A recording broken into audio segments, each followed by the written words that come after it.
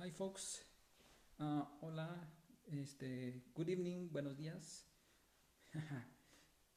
buenas noches mejor dicho todavía, ya en el 2018, already in 2018, this is the first video, el primer video para el comienzo del año, the first video for the beginning of the year.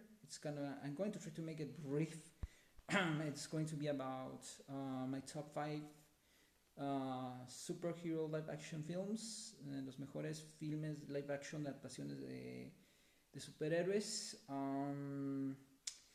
Y voy a tratar de hacerlo de lo más destacado, de lo que más me gustó de cada filme. Son 5, porque todas maneras son las que se han hecho. So 5 movies so far in 2017 as for superhero movies, and it weren't as many anyway movies done about superheroes. So here we go. Okay, Logan. It's a very raw, edgy movie, very audacious, very bold, tenacious movie. I have to say the things that stand out to me.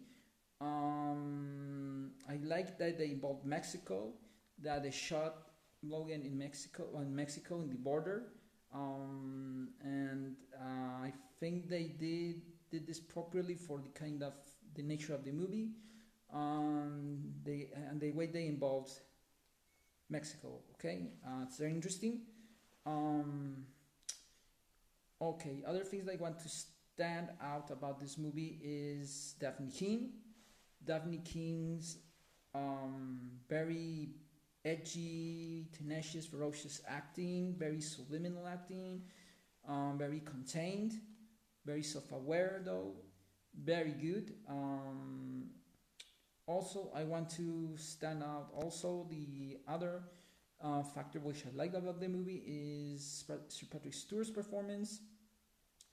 Is a very different character, is very weary, very the mindset, I don't know, it's very absent-minded, perhaps a little bit, kind of, no really, absent-minded, yes, kind of demented character, complex, but nevertheless always the generous, kind person within all of Professor X. The essence is there. Logan, I think they really nailed and portrayed the character the way it was intended and meant to be. Finally, like for the second time around, this character has a standalone film. It's exactly spawn nailed exactly the way they should have done it. Really congrats to the actors. They really deserve recognition for their work, noms or Oscars. They really did excellent, and really the story, the art, the cinematography. Hugh Jackman's portrayal along all of the movies so far for the Wolverine character, I think he brought the character to his ultimate evolution. There's no more going forward for Logan as we seem to know. No Logan and X-Men Dark Phoenix saga or anything like that. Okay, I think wow, it is very interesting what they did with Logan. Hugh Jackman did a great job there, and yes, once again, Professor X, Patrick Stewart, wow, me and his acting, the dynamics between these two characters. I can't remember Daphne King's character's name, but the dynamics between her and Logan is very subtle, very subliminal, very awesome. Okay. Oh boy.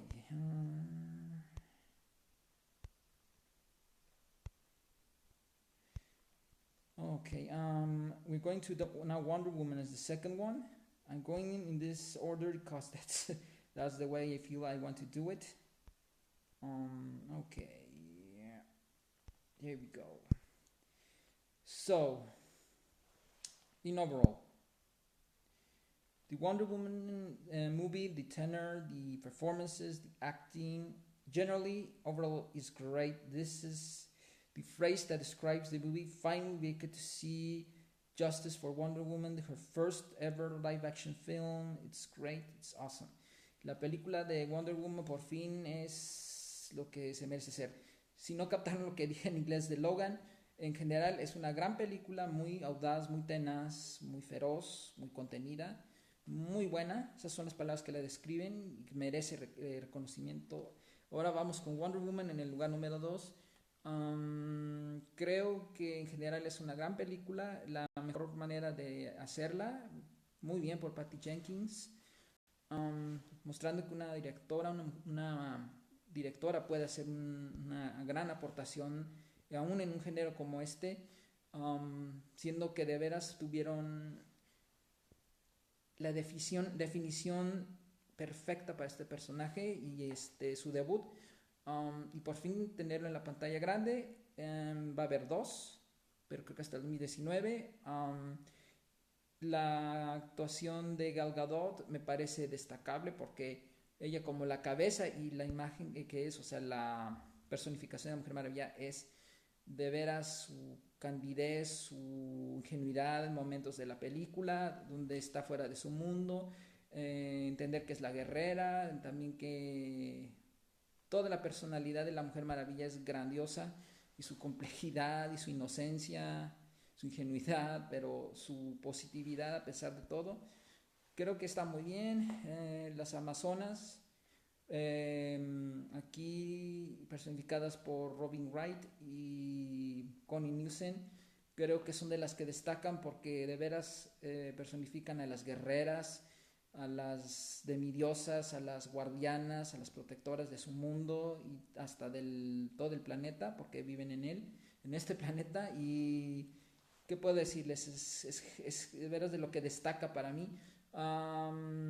Chris Pine creo que cumple bien, hace una buena dinámica, un buen complemento con ella. Creo que tienen buenos momentos. Creo que él cumple con ser parte del mensaje de la película y de lo que debe ser la Mujer Maravilla, del ideal. Él le siente un buen ejemplo a ella. Así que bueno, creo que hicieron un buen trabajo en hacer una gran adaptación. Vamos ahora con la otra, que es Thor Ragnarok. Vaya. Estoy yéndome. I'm going to create a lens to this top. Okay. The Calibos character is also great in Logan, by the way. Merchant is the last name of the actor. I think it is. Wow. I think he really did a good job there. Jesus. Here, see? Calibos. Wow. Great. Yep. Number 3 is Justice League, okay? Why? I tell you, because in general, the movie, I think, it accomplishes great things, and that mostly, is that it introduces and presents to us and introduces us to the characters whom are going to be the Justice League. In this case, starting that Batman doesn't have an introduction like the other characters. He has more like a dilemma and an insecurity about himself. We get to see also insecurity as for Aquaman, who isn't sure because of his origins. He has trouble accepting himself, and as well as for Cyborg, he has really great deal of problems, and understandably so, because part machine that is from another world, he can understand the language. And he is not comfortable wearing that thing or having it as part of him. The Flash has this less of complex, but not so dense thing about him, is that he's a very cool guy. He deals it with calmness, coolness. He is the only character not the only one, but who accepts who he is. And his trouble is that his father is in jail, and his drama is going to be approached in his solo movie. But we get to see a little bit of his world. Wonder Woman, she's dealing with the thing that she doesn't still want to get too much involved in things. Um, he's very skeptic. He's the skeptic of the group. And as for Superman, oh baby, Superman. Well, you can see how they didn't touch Zack Snyder's touch as to make Superman the center figure of it all. Así que bueno, les decía a grosso modo que la vez de los personajes más o menos de menor a mayor tienen un poquito, no tanto, lo maneja entre todo bien. Es de hecho el gracioso del grupo. Batman es inseguro. Cyborg también, pero no está cómodo con su parte de Cyborg. Bueno, en fin, el contexto de los personajes está bien presentado y destaca que Superman es el eje de esta historia y sabemos porque Zack Snyder la dirigió y dirigió El Hombre de Acero. Y se nota cómo está centrado en Superman en algunos detalles, no son tantos. Uno es la primero que vemos en la película, donde lo entrevistan, el periódico donde hablan de dos celebridades que son David Bowie, el otro es ¿cómo se llama? Prince, y el medio es él. El medio es él. Martha Kent, su mamá, Luisa Lane, y por supuesto la manera como lo necesitan a Superman. Me gusta como la lógica de cómo manejan a Superman en su regreso del más allá y cómo los enfrenta a ellos, o sea, a mayor o menor medida la capacidad que realmente tiene cada uno en comparación a Superman. Son puntos a destacar que me gustan de la película, los colores de la película. El villano es lo único que le voy a poner un pero al personaje de Steppenwolf.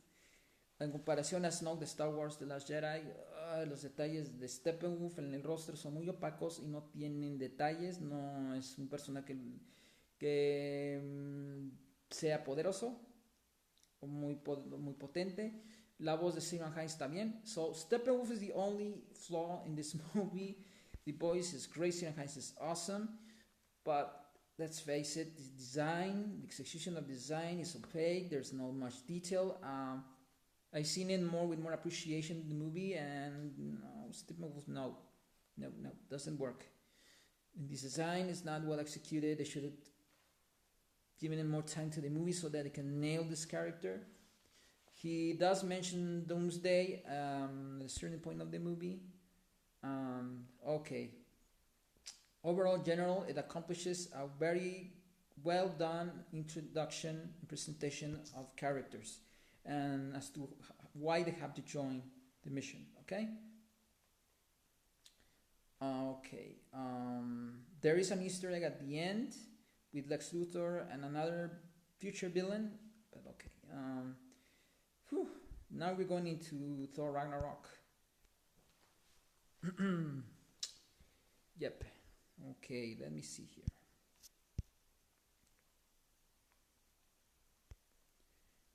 Yeah. Okay. Wait. I'm using images rather than trailers because there's the rights thing, and YouTube doesn't allow you to use trailers, or at least not my channel. Okay. Así que no puedo usar trailers porque además de ser muy laborioso y no hay mucho como, hay la cuestión de los derechos.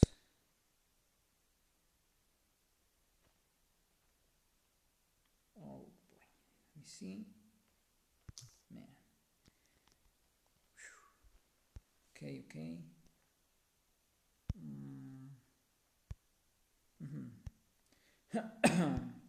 Okay, so let me begin talking about Thor Ragnarok. In general, the overall of the movie is great.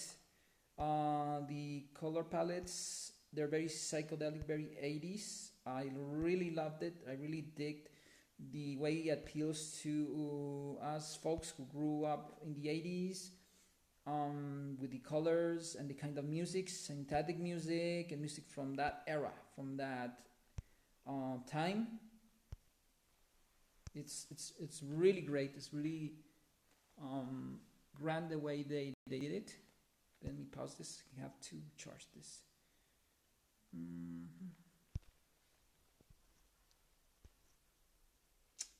Okay, folks. Let's continue. We're going to go into Thor Ragnarok. As I was saying,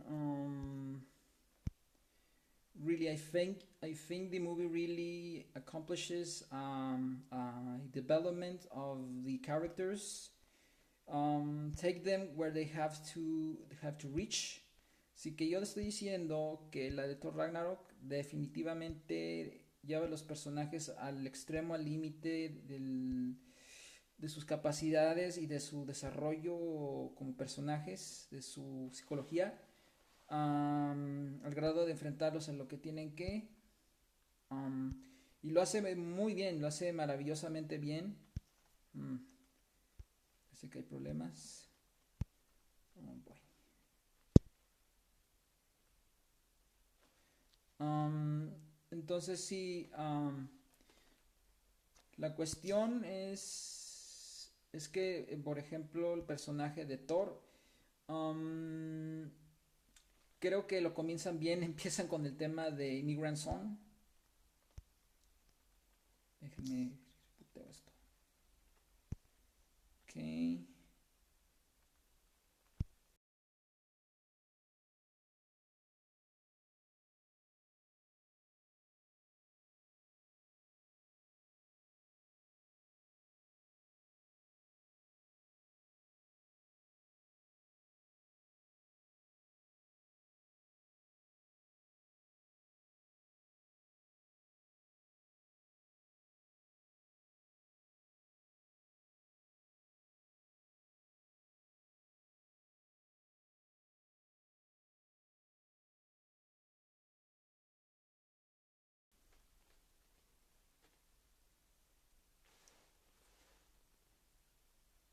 So, okay, you guys, here I am again.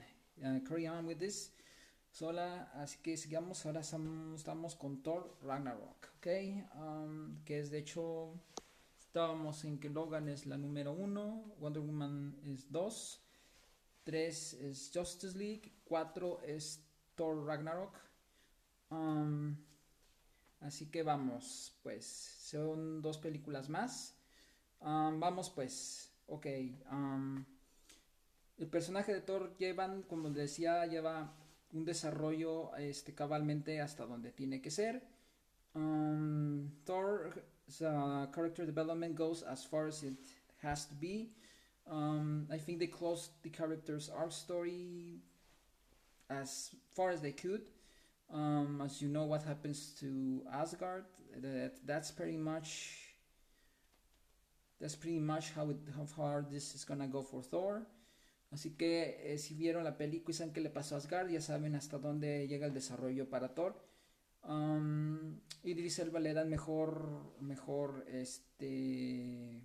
desempeño, le dan más que hacer. I think Idris Elba's character Heimdall gets more to do, more worthy, more exciting, más emocionante. Odin creo que cierran su historia de una manera con más dignidad, más gracia. Ya no tenía más que hacer. So I think they really did something a little more dignified, more graceful of living the story forever. He passes away um, with kind of a dignity, passing on the torch. Loki, he does every mischievous thing he has already accomplished doing, which is becoming ultimately the ruler of Asgard, and even did some funny stuff with that part of the story.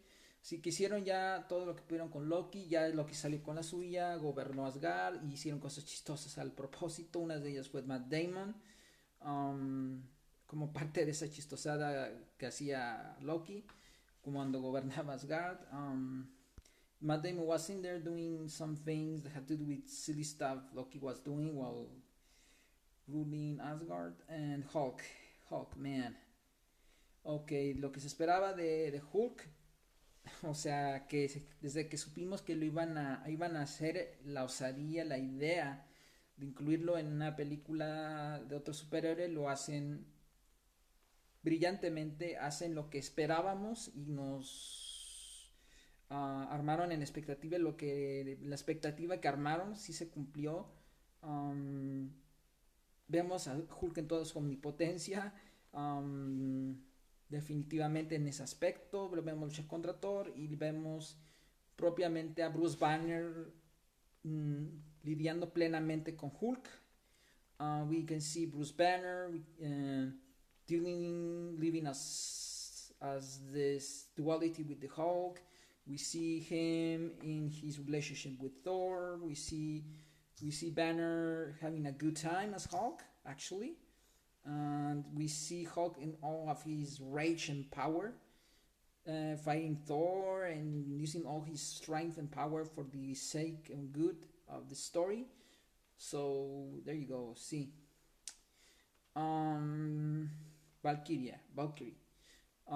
Tessa Thompson is a very accomplished actress, a very good actress. She's good at whatever role she does. She's a very good actress. Here they give her really moments to shine in mythology scenes and things like that. Sí, a Tessa Thompson le dan muy buen desempeño, cosas para hacer. Se luce. Padosha, she has a lot of kind of complex character who really doesn't feel she wants to get involved. There's a reason why. Y vemos una complejidad del personaje de por qué ella no se quiere involucrar en todo esto que sucede en la película. Por razones que se cumplen en la película en relación a ese mundo de Asgard. So yeah, I think they do well. Creo que además lo hacen bien en la complejidad de por qué ese personaje es como es. Ahora vamos con Jeff Goldblum. Jeff Goldblum's character, he's there. He's definitely a mischievous, Machiavellic character. Es un personaje maquiavélico. Vamos a ver para que vean mejor. Yep. Definitely. Jeff Goldblum gets to have fun in this movie. He's Jeff Goldblum, pretty much. Vemos que es Jeff Goldblum, de hecho en la película. Creemos que fue un rol en la historia. He does play a role in the movie, even a funny one. Incluso uno chistoso. Tiene un desarrollo, pero tiene un fin, or it seems like so. It has there's an ending to this character somewhat. And now we're going into Hela. Oh boy, she's definitely one of the outstanding parts of this movie. She really means what she says, and she's a really pissed off god, the god of the underworld of death, and she's really pissed off. And when she finally knows how to break free from her shackles, he really brings hell on Asgard and destruction and everything about. There's not much focus on her as to see her doing it. I think they saw it pointless. You know why she's evil. Creo que ella le dan decía Ella es una canija, es un personaje bien cañón, siniestro. La diosa del inframundo, encanijada, y cuando se libera de su prisión, de su jaula, de veras que trae pandemonium. Así que yo creo que también no le enfocan todo, no tuvieron que mostrar tanto qué es lo que puede ser ella. Creo que sirve muy bien el propósito de la historia. Creo que ella cuentan bien su propósito en la trama. Kate Blanchett está soberbia en esta película. Kate Blanchett is just superb in this role in the movie. I think in general the arc story is overall very well done. I get why people believe some moments were not too full around, but this is where the director felt he wanted to be felt in the movie. He does have a role. I think he does it. He plays like oddball comedy. Creo que Taika Waititi, el director, le dio ahí su toque, ahí donde quise imponer que ahí está su toque. Tiene un rol en la película, un personaje que más o menos hace comedia peculiar, digamos. Um, ¿Qué voy a decir de Thor Ragnarok? Que es definitivamente un gran filme.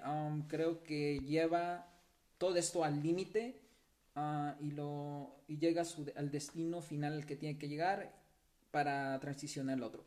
No se me olvida, Doctor Strange está al principio de la película. Él es un anfitrión, un conductor hacia el desarrollo de la historia y lo hace muy bien, hace como era su rol en la historia. I think, well, of course, I remember Doctor Strange. He was definitely the conductor, the host, the conductor of the narration of the story, because he really brings, he's really funny, and he's very Doctor Strangey, and he takes us to the next step of the story. So yeah, I think he does well.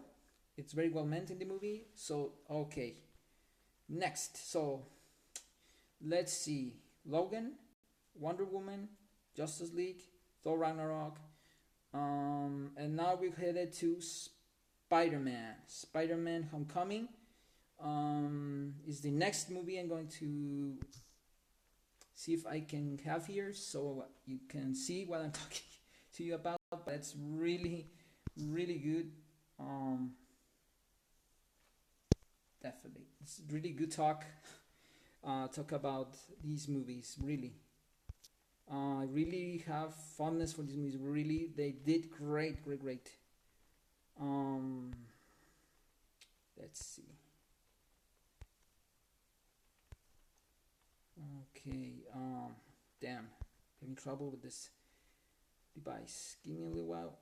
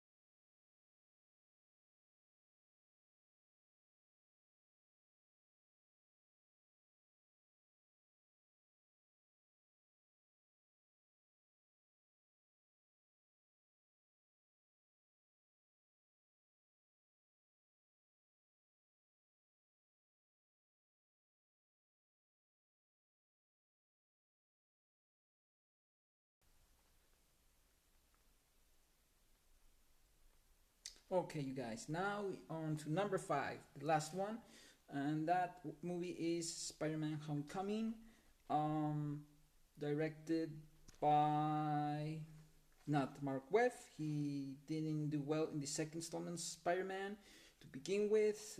Spider-Man: The Vengeance of Electro, something like that. He goofed it up, and he did the ultimate um, mess up, which is killing Mary Jane at the end, no matter how dramatic necessity he had. That was not forgivable by anyone's standards. So now another guy, John Watts, I think the name of this guy is the director. Yeah, I think it is John Watts, and I think he did really well. He really meant well, and not only that, he really achieved well, very well, extraordinary well. This is yet the best Spider-Man installment as a Spidey version, a Spidey live-action film. We had Spider-Man introduced in Civil War quite well, and we could see Spider-Man doing this and that, his personality. Ok, Spider-Man Homecoming, volviendo a casa. John Watts creo que tuvo buenas intenciones y las logró cumplir. Esta es la mejor versión todavía de Spider-Man introducido en Civil War, como lo hizo, donde vemos un poco de sus poderes, su personalidad. And Spider-Man the Homecoming is definitely the ultimate and best version. I have to admit it. I think because they can do with Spider-Man, well, pretty much a whole lot of things in the MCU. Creo que es la mejor versión de Spider-Man porque van a poder incluir a Spider-Man como ya vimos en Infinity War y en el universo de Marvel, cinematográfica hablando, sí, en cuanto al cine. Y esa es una de las principales cosas a destacar. En cuanto a su propia película, as far as I can tell from his movie, outstanding things from his movie. Definitely the dynamic thing, the thing going on between him and Tony Stark, this kind of awkward relationship they have, kind of awkward and funny, esta comedia incómoda entre ellos dos, que no se entienden muy bien, no se comunican muy bien. Tony Stark es como una figura paterna de una manera medio como subliminal, pero medio incómoda, no muy aceptada. Muy bien. Esa es la manera en que voy a decir Spider-Man, a grosso modo. Sí, todavía hay unas cuantas cosas a destacar de esto. Think the awkwardness between him and Tony Stark is an interesting one. It's funny. I think Tom Holland's performance as Spider-Man is spot on. It's righteous. It's the I have to say, I still love more the Tobey Maguire version of Spidey. Todavía me gusta tanto más la versión de Tobey Maguire como Spider-Man. Tom Holland se me hace la segunda mejor. Tom Holland is the second best. And then it would be the other guy, which would be Andrew Garfield. La tercera sería la de Andrew Garfield. Bueno, Tom Holland creo que hace una buena personificación del chavito que está en la adolescencia entre sus impulsos y las hormonas y querer saltarse varios pasos, saltarse a la adolescencia y ya ser el superhéroe. Esa cuestión de la ansiedad, the teen angst, is very well handled as an actor by Tom Holland. Also the guy who doesn't quite get it about being responsible as a superhero. Sí, o sea, Tom Holland aquí hace bien haciendo el cuate que como que no capta que ser superhéroe es mucho más, es ser responsable. Michael Keaton al principio de la película como el villano Vulture es perfecto, pareciera que estaba destinado a ser parte de su filmografía, hace una muy buena manera de, ¿cómo se puede decir? Creo que llevar a cabo la causa de su personaje, lo hace muy bien con su actuación. I think that the portraying Vulture by Michael Keaton, doing the Vulture, doing Adrian Thomas as well. I think that being the advocate of the cause of his villain, of his character, is very well done. I think he makes this movie's case compelling, makes the character's cause more compelling, even makes for a villain's cause very compelling, very convincing, very making you believe and empathizing a little bit with the character from the beginning.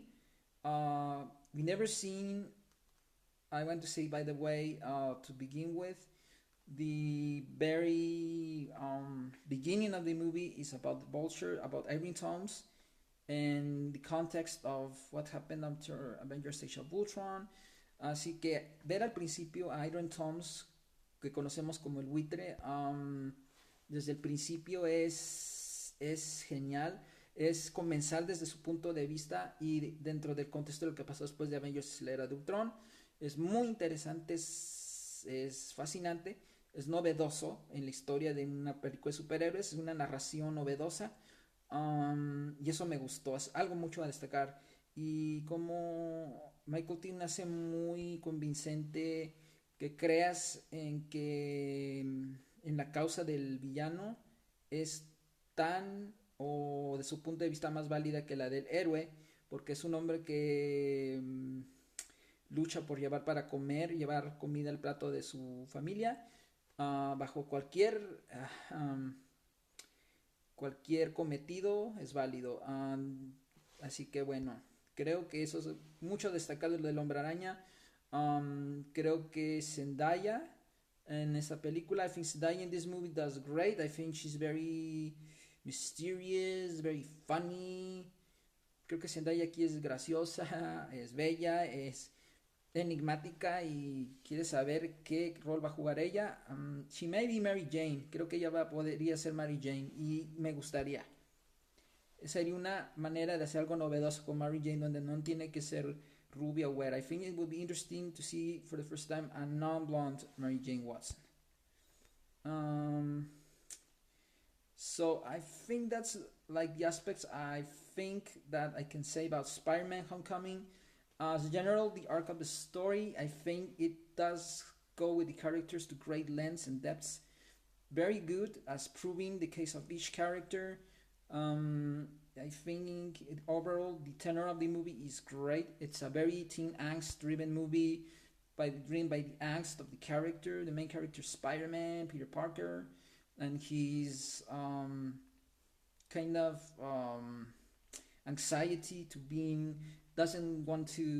cannot settle with being just a kid, a teenager. And I love that they handle the aspect of being him in high school and his environment very well. His partner, his mate, I like what they did with this guy, this chubby guy, being his accomplice, the way he is involved in the story and participates in Peter Parker's adventures and superheroic stuff is funny. It's great. He really stands out, this guy. I'm sorry, I cannot remember his name, but he does it just spot on. Marisa Tomei, I cannot forget about her. Of course, she's a beautiful woman, and for her age, wow. As an actress, I think they use her fair enough. Creo que usan bastante justamente al personaje de la tía May, personificada por Marisa Tomei. Creo que juega un rol, una dinámica donde podemos ver cómo se involucra ella, cómo ella está relacionada con Peter Parker. We can see how she relates to Peter, how she treats Peter, how she tries to take care of him, try to protect him, try to keep him being just this boy. That's very, very cool.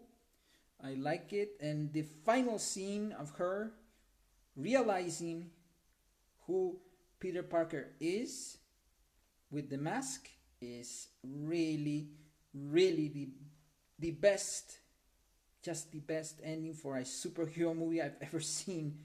I don't remember when, but it's ultimately really righteous, really, really righteous.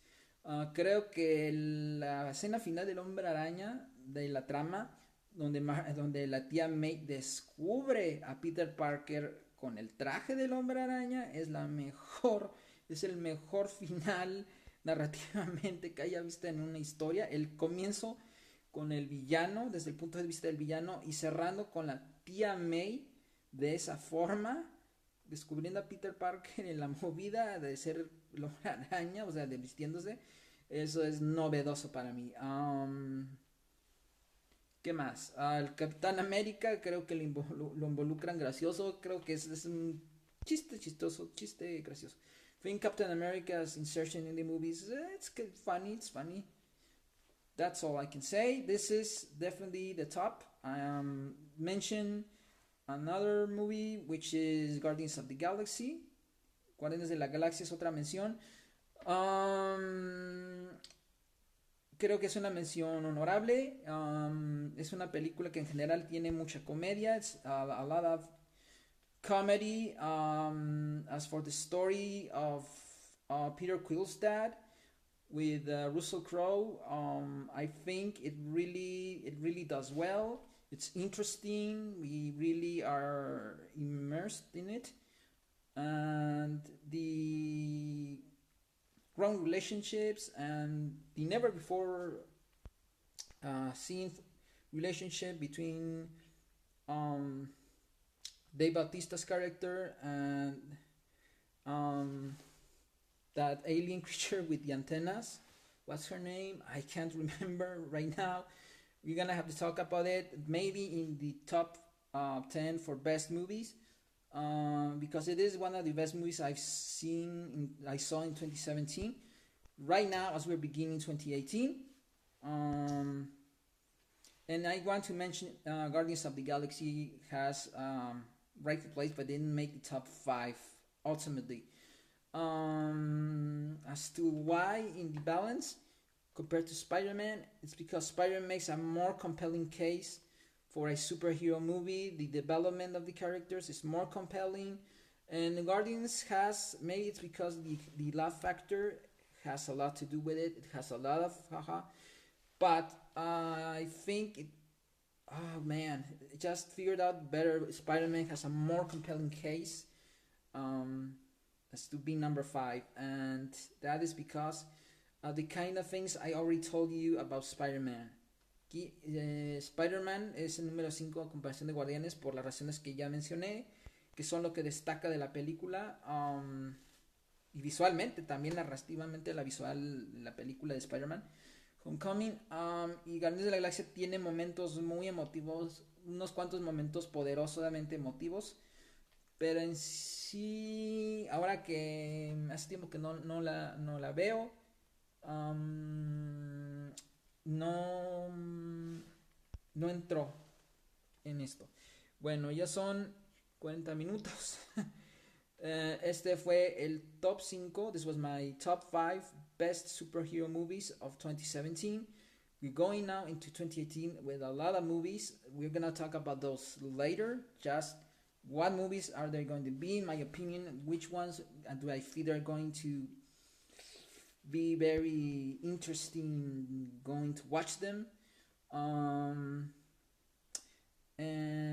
no sneak peek about this, así que bueno, no hay adelanto de eso, luego lo haremos. Well, for now this is all. Por hoy eso es todo por ahora. Probably mañana haga el de lo mejor de 2017. Probably tomorrow we'll do the best of 2017. And I'll see as we go forward, even though we're in 2018, to talk about best, worst 2017 and what's to come for 2018, okay? So, have a great evening. Tengan buenas noches. Have a good time. Sleep well. And, well, commence this year with also joy and attitude and optimism, ¿ok? Si comiencen este día con optimismo, con ánimo y ánimo, a echarle ganas, ¿ok? See you in the next video.